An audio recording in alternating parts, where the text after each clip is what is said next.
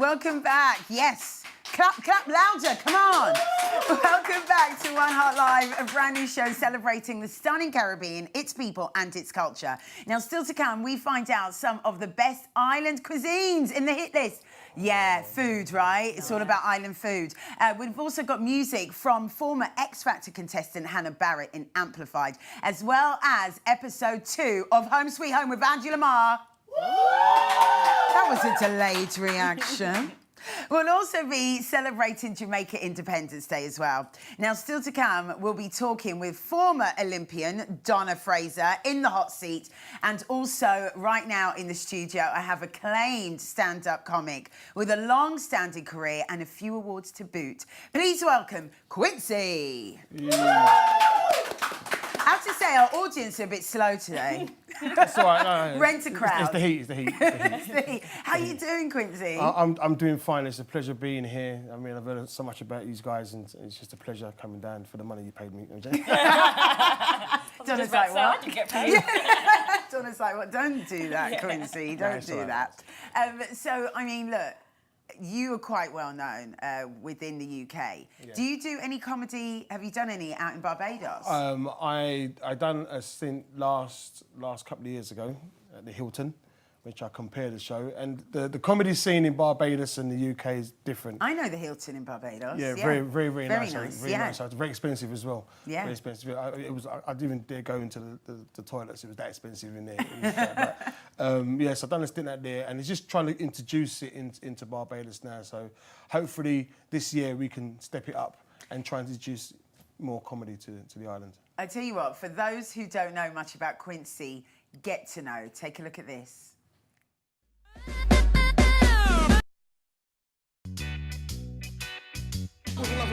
Every time this guy smokes a spliff, he passes out in his car.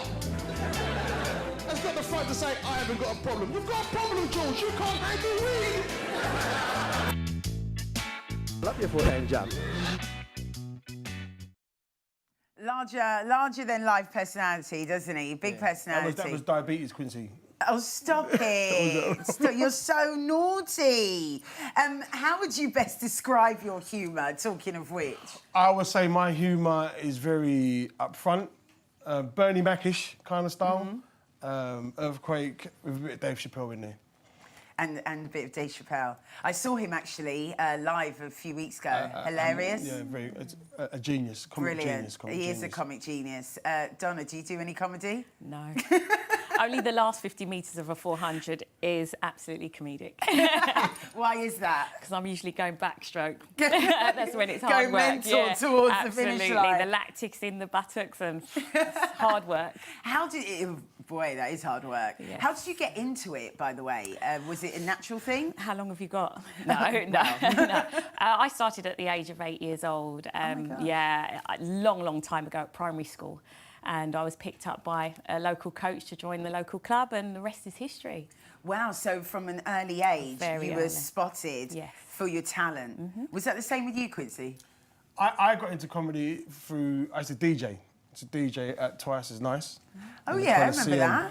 With a good friend of mine, have you heard of him, Mr. Idris Elba? Yeah, of course. I've never heard of that man in my life, and I bet he's not even handsome either. No, he's proper butters. But anyway, yeah, we used to DJ together on Twice as Nice, and we always used to laugh and joke, and he actually said to me, Quincy, you should really take this up and do it professionally.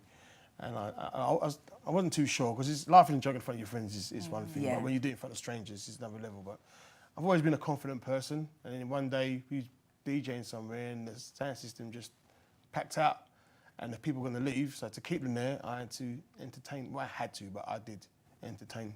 So, and you until did they fixed it. Yeah. Baptism of fire. Yeah. So what does Idris think of you and your comedy now? You must be pretty proud.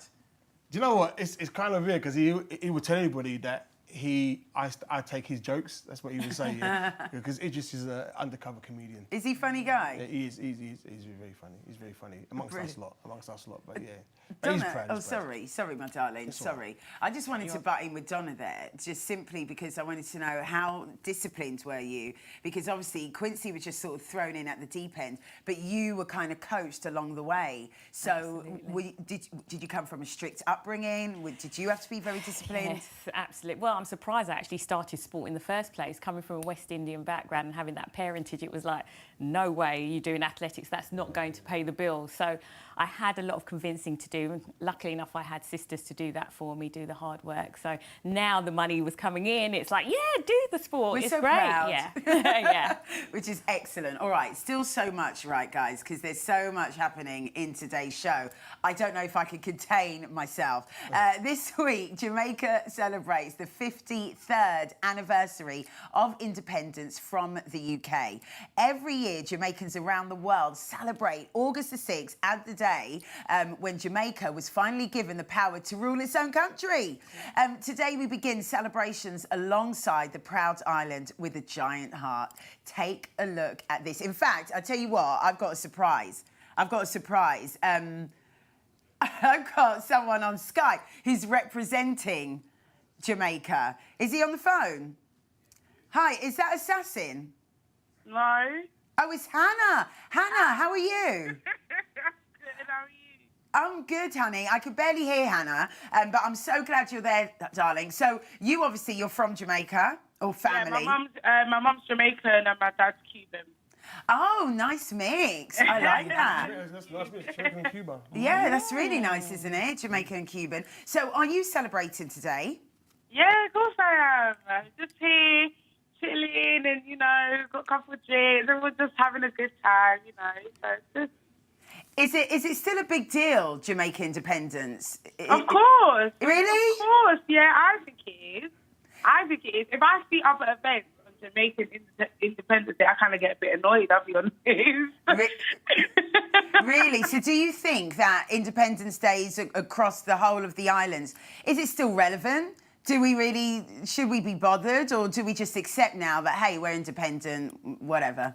Well, I think we should be bothered. I mean, I have so many other friends, like, for instance, like Ghanaian or Nigerian friends, and Independence Day is a really big thing for them. Like, they dress up in their national clothing.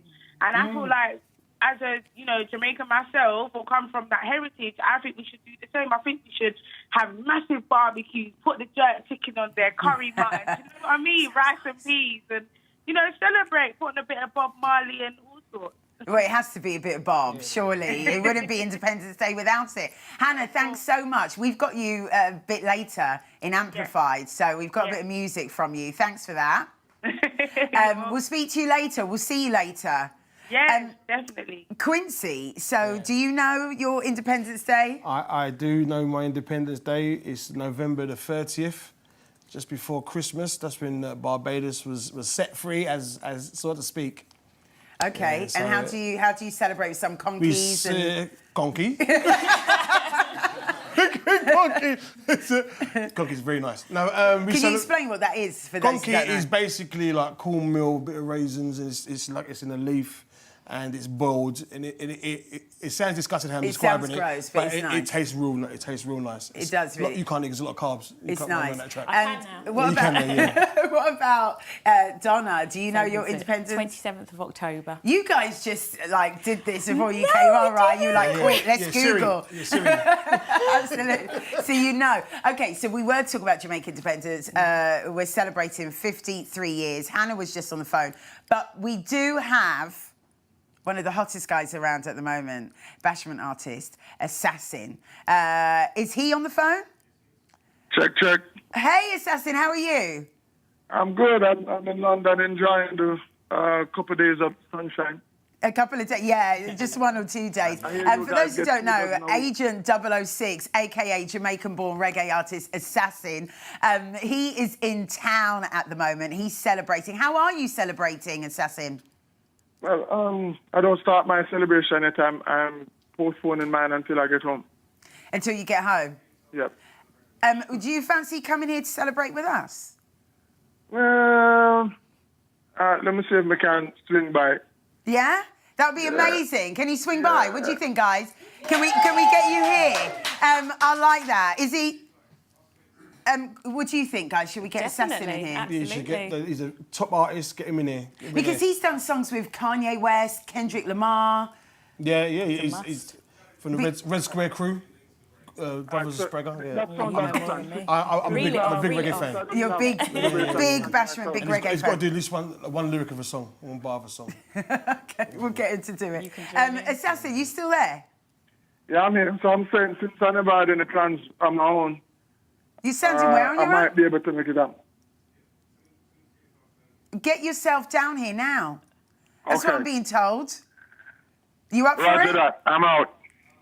How long are you going to be? Jamaican time. It depends on the traffic. I hear that there's a tube suspension and all of that going on. Oh. All right, listen, we're going to keep our fingers crossed that you're going to get here, yeah? Cool. All right, see you soon. All right, if you're a big fan of Assassin and he gets here, then you know what to do. Get in touch with us. Tweet us at OneHeartTV. We've still got a whole heap of chat coming up very soon. And more chat with these guys on the sofa. Don't go anywhere. See you in a bit.